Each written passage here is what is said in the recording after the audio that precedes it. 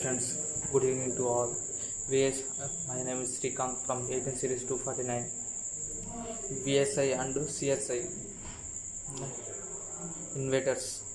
What is inverters? An inverter is a power electronics of device used to convert a fixed DC and direct current into the collector of AC. Alternating current. Here is a controller of AC machines of controller to parameters of AC signals and frequency of amplifiers. Inverters. In other words, the inverter is a static device. It can convert from the electrical energy into the other some electrical energy, but cannot be generated with electrical power.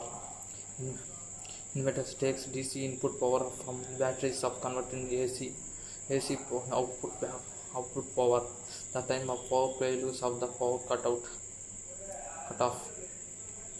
The inverters we are used to sum up power some semiconductor switching devices with IGBT and MOSFET GTO because this is our devices having of self communicating of property.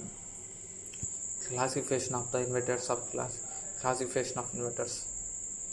The inverters are mainly classified into two types: the VSI, voltage source inverter, current source inverters. What is VSI? In voltage source inverters, the input of voltage is kept constant. VSI is feed from the DC voltage of sources having the negligible of zero impedance. So this VSI is a contact to DC sources parallel with large capacitance and maintenance of the input voltage is constant. VSI and output voltages are impedance of the load. There is wave from the load of current has so will be a magnitude and depends upon the nature of the load impedance. What is CSI? In the current source inverters of input current is kept constant. VSI is the feed of the adjustable of current sources from the DC voltage of sources and high impedance. VSI can be converted into CSI by connecting the large series of induction that is the maintenance of input and current constant. In this VSI, the output current depends on load. Here is the magnitude of output voltage and the waveforms depends upon the nature of the load impedance. Circuit diagram of VSI. Circuit diagram of CSI.